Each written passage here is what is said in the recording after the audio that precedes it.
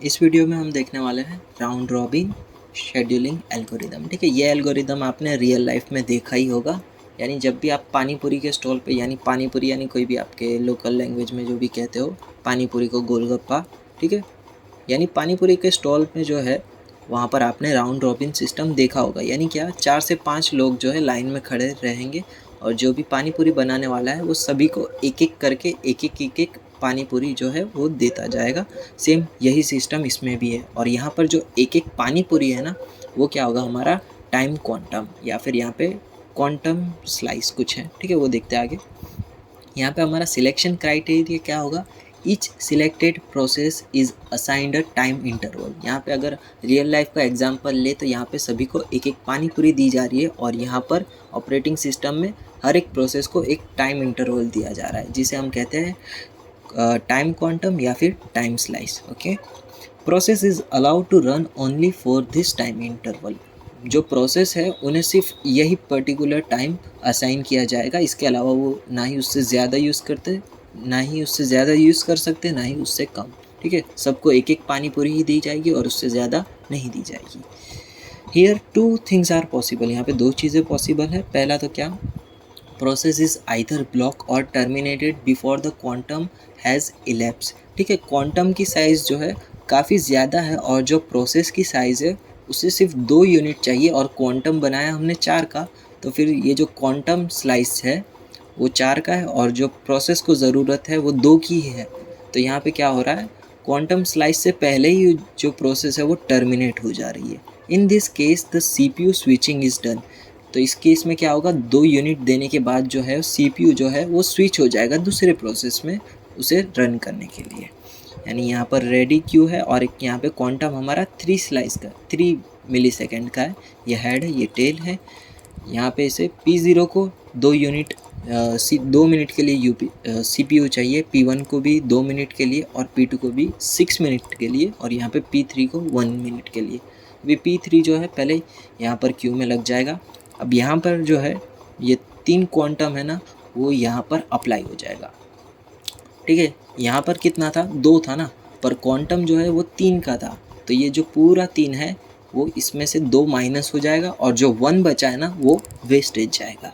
Okay, अब बारी है P1 की। फिर P1 को ये 3 असाइन होगा, फिर उसमें से भी -1 वेस्टेज जाएगा। Okay, second process needs the CPU burst longer than the time. यानी अब क्या होगा, जो टाइम क्वांटम है वो सही है, जो प्रोसेस का टाइम है ना वो ज़्यादा है। यानी क्वांटम है हमारा 4 मिनट का और जो CPU बर्स्ट टाइम है वो 6 मिनट का। तो उसमें क्या होगा, 6 - 4, फिर जो प्रोसेस बची हुई है ना वो प्रोसेस को लास्ट में धकेल दिया जाएगा।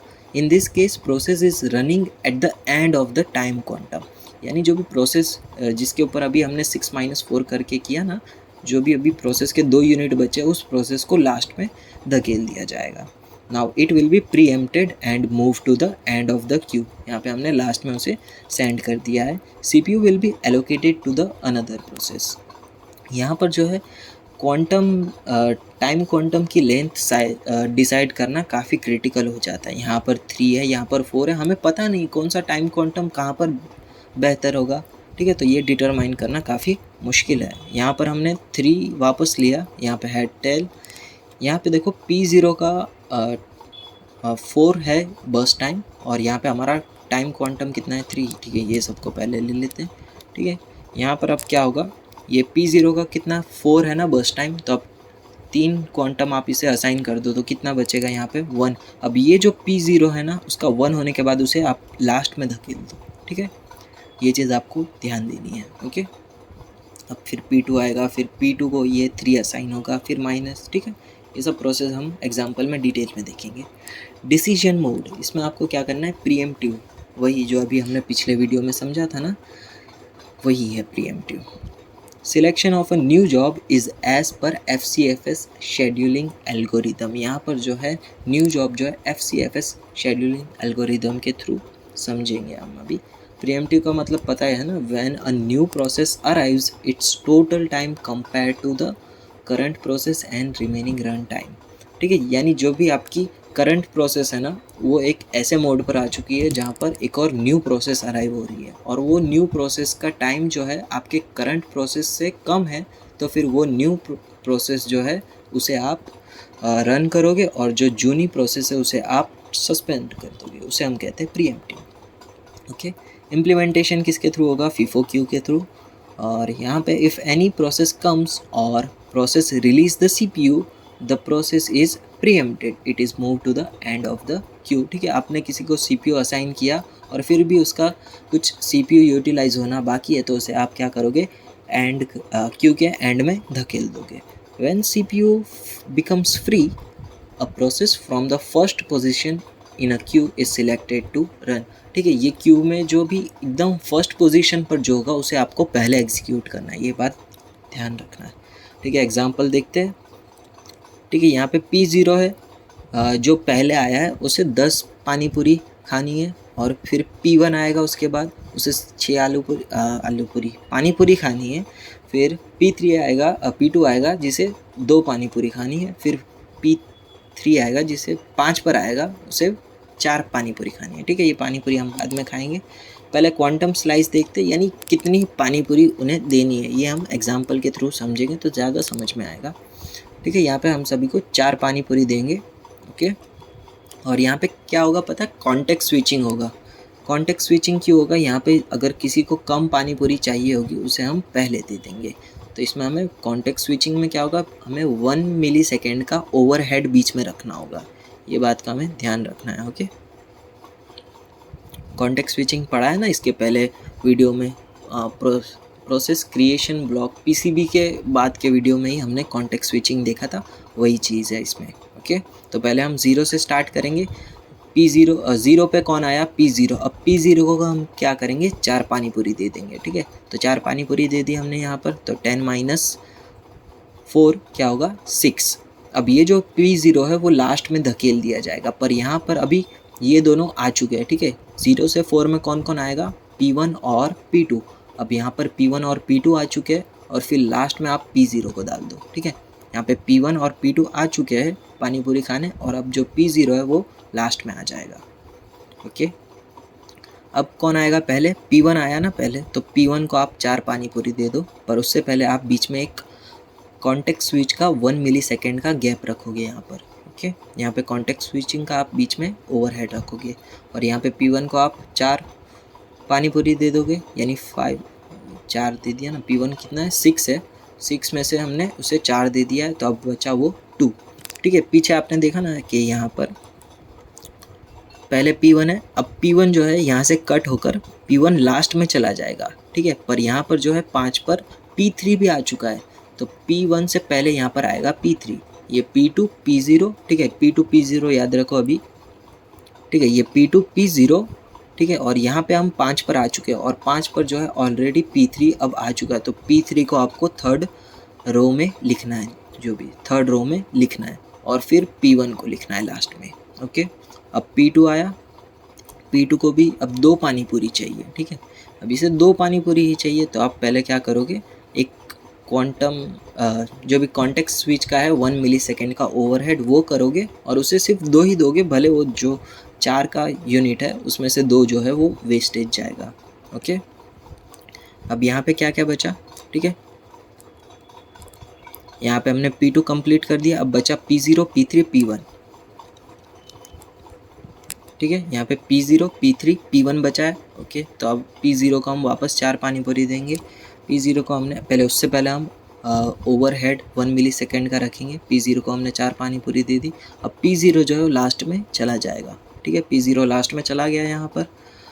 अब यहाँ पे वापस 1 मिलीसेकेंड का गैप होगा, और यहाँ पे अब P3 की बारी आएगी। ठीक है, इस तरह से हम P3 को अब एग्जीक्यूट करेंगे, बीच में 1 मिलीसेकेंड का गैप, और यहाँ पे इसको 4 मिल चुका है, और अब बारी है P1 की। अब P1 आया, P1 को आप 4 पानी पूरी दोगे, पर वो तो 2 ही खाएगा और बाकी की वेस्ट जाएगी। के बीच में 1 मिलीसेकेंड का गैप, और यहाँ पे 2 यानी 25।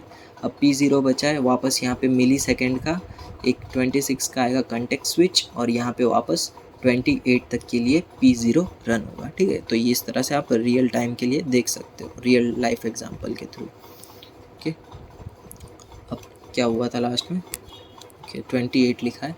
फिनिश टाइम देखना है, इसमें ध्यान से देखना है। P0 जो है वो 28 पर ख़त्म हो रहा है, P1 जो है 25 पर ख़त्म हो रहा है, P2 जो है वो 12 पे ख़त्म हो रहा है और P3 जो है वो 22 पर ख़त्म हो रहा है। टर्न अराउंड टाइम क्या होगा? कंप्लीशन टाइम या minus arrival time. 28 minus 0 28, 25 minus 1 24, 12 minus 3 9, 12 22 minus 5 that is 17। अब बारी है वेटिंग टाइम की। वेटिंग टाइम का फॉर्मूला क्या था? Turn around time minus burst time. 28 minus 10, 24 minus 6, 9 minus 2, 17 minus 4। Okay, अब क्या करो, इनका एवरेज निकाल दो और इसका भी एवरेज निकाल लो। ठीक है, ये चारों का आपने दोनों का एवरेज निकाल लेना है। फिर क्या है एडवांटेजेस? तो ये क्या है, सिंपलेस्ट है और फेयर है, यानी हर एक को इसके अंदर जो है टाइम क्वांटम के थ्रू हर एक को यहाँ पे सीपीयू जो है एलोकेट किया जा रहा है और ये जो है मोस्ट वाइडली यूज्ड एल्गोरिदम है। डिसएडवांटेजेस देखते हैं। Context switch is overhead is there. ठीक है, यहाँ पे आप देखो 1 2 3 4 5 6, ठीक है, इतने 6 मिली सेकेंड के लिए क्या हो रहा है, कॉन्टेक्स्ट स्विच हो रहा है। यानी ये 6 मिली सेकेंड के लिए जो हमारा सीपीयू है वो क्या होगा, ओवरहेड होगा, यानी आइडियल होगा, यानी कुछ भी काम नहीं करेगा। तो ये 6 सेकेंड जो है वो हमारे वेस्ट हो गए। तो इसमें ये हमारा एक डिसएडवांटेज होगा। Okay, determination of time quantum is too critical. ठीक है, यहाँ पे हमें पता नहीं कि कौन सा यहाँ पे टाइम क्वांटम जो है वो बेटर होगा। यहाँ पे हमें नहीं पता कि 3 मिली सेकेंड सही होगा या फिर 2 मिली सेकेंड या फिर 4 मिली सेकेंड। ठीक है, तो ये हमें डिसाइड करना भी एक डिसएडवांटेज हो सकता है। अगर वो काफ़ी शॉर्ट होगा तो उसमें क्या होगा, कॉन्टेक्स्ट स्विचिंग काफ़ी ज़्यादा बढ़ जाएगा और जो सीपीयू की एफिशिएंसी है वो कम हो जाएगी। क्यों? क्योंकि यहाँ पे जब कॉन्टेक्स्ट स्विचिंग होता है तब जो हमारा सीपीयू होता है वो आइडियल फॉर्म में होता है और अगर इतना ज़्यादा कॉन्टेक्स्ट स्विच होगा तो फिर उतना सीपीयू कम यूज़ होगा, जो हमारे लिए सही नहीं है। और अगर काफ़ी ज़्यादा होगा तब जो शॉर्टेस्ट जिसके अंदर हमने देखा ना अभी पीछे यहाँ पर ये, ठीक है, P2 को कितने की ज़रूरत है यहाँ पर 2 की ना, और हमारे पास क्वांटम कितना है 4 का। तो यहाँ पे जो 2 असाइन होने के बाद जो 2 क्वांटम है वो वेस्ट जा रहा है। तो शॉर्ट अगर हम काफ़ी लार्ज टाइम क्वांटम रखेंगे तो फिर क्या होगा कि हाँ आया 1 मिनट।